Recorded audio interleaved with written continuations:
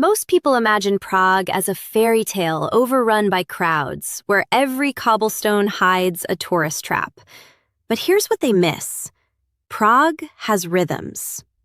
Early mornings belong to the bakeries and the mist. Late afternoons belong to the parks and the locals. If you arrive with gentle timing and a willingness to wander past the main square, Prague reveals itself as a city of soft light, river whispers, and centuries that don't shout.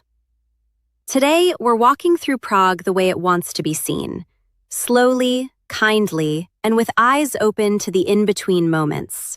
Let's begin where the river bends and the city breathes. Charles Bridge at 6 in the morning is a different world. The statues emerge from the fog like patient guardians, and your footsteps echo on stone that's been walked for 700 years. There are no crowds yet, just a handful of early risers and the occasional photographer chasing light. Bring a warm drink, wear comfortable shoes, and simply stand halfway across. Watch the swans glide below and the spires catch the first rays. This is Prague without performance, without rush. The bridge will fill by 9, but for now, it's yours. Let's move toward the heart of the Old Town, where history hides in the details. Old Town Square is undeniably beautiful, but it's also famously packed. Here's the calm approach. Visit either before 9 in the morning or after 7 in the evening during warmer months. The astronomical clock performs its hourly show, and yes, it's worth seeing once, but the real magic is in the surrounding architecture when you can actually look up without dodging elbows. Grab a seat at a quieter cafe on a side street, not facing the square directly. You'll pay less, see more, and breathe easier. Timing transforms experience here more than anywhere else in Prague. Now, let's slip into the lanes where tourists rarely linger. Malá Strana, the lesser town, feels like a village folded into a capital. Its narrow lanes twist upward toward the castle, but if you resist the pull and wander sideways instead, you'll find tiny courtyards, art studios, and cafes where locals read newspapers in Czech. Look for Velkoprevorsky Náměstí, a peaceful square with a charming park and the John Lennon Wall nearby. The wall itself is colorful and ever-changing, a canvas of hope and expression. Visit in the afternoon when the light is soft. These streets don't demand anything from you. They simply invite you to notice. Let's follow the river now, where the city feels like it's breathing. The Vltava River is Prague's quiet companion. Walk along Náplavka, the riverside promenade on the Vltava's east bank, especially on weekends when the farmers' market sets up and locals gather with wine and picnic blankets.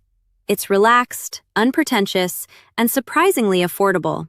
You can rent a paddle boat for a gentle hour on the water, or simply sit on the steps and watch the sun dip behind the castle. The river path stretches for miles, so you can walk as far as your curiosity takes you. Bring snacks, good company, or a journal. The river doesn't rush you.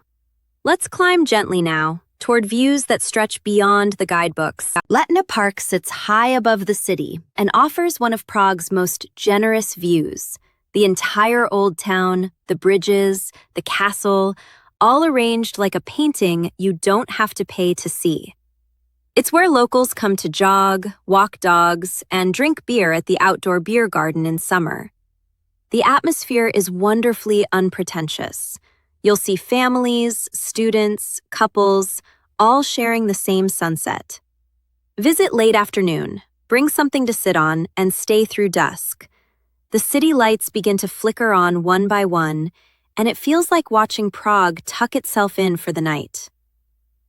Next, let's find nourishment the way locals do. Prague's cafe culture is centuries deep. Skip the tourist-heavy spots on the main square and look for cozy places in residential neighborhoods like Vinohrady or Žižkov. Café Savoy near the river is beautiful and worth the visit if you appreciate Art Nouveau interiors. As for trdelník, the chimney cake you'll see everywhere, it's actually more of a modern tourist treat than a traditional Czech pastry. Try it if you're curious, but for authentic sweetness, seek out kolache, small pastries filled with poppy seed or plum. Pair with strong Czech coffee, sit by a window, and let time slow to a European pace. Let's step inside now, where art waits quietly. Prague's museums are treasures that rarely overwhelm.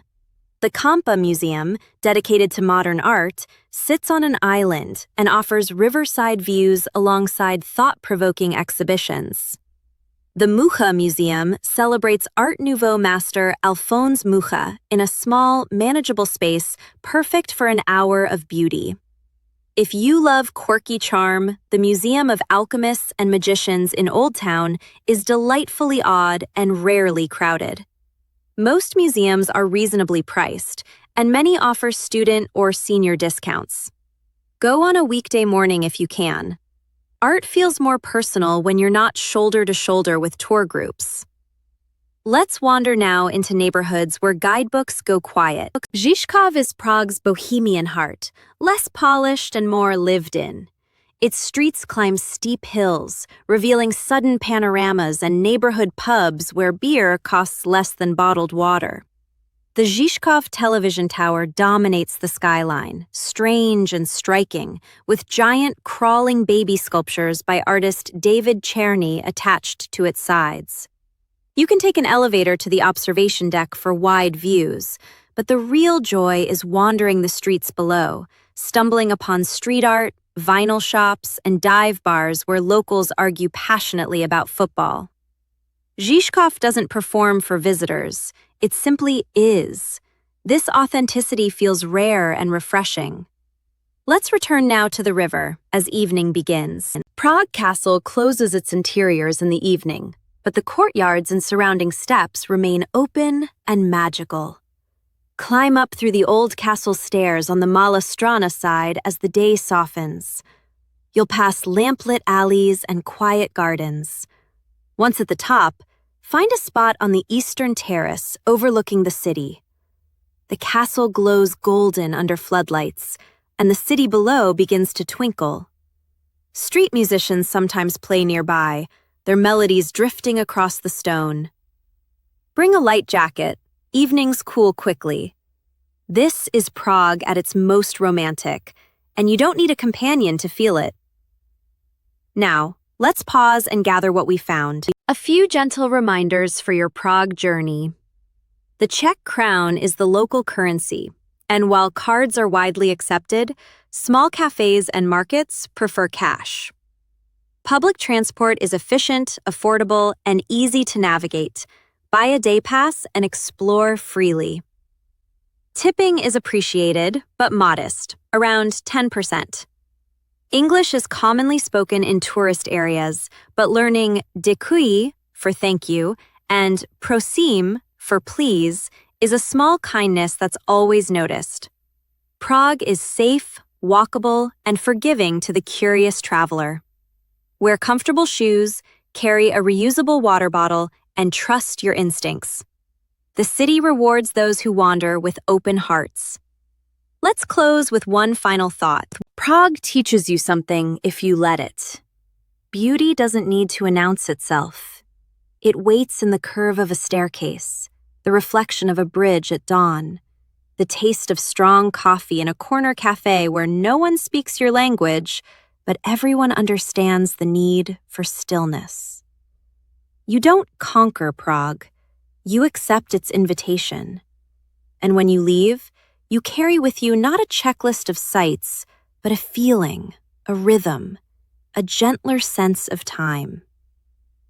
If this journey felt calming, you might enjoy our Calm Travel Guides playlist, where we explore more cities the soft way.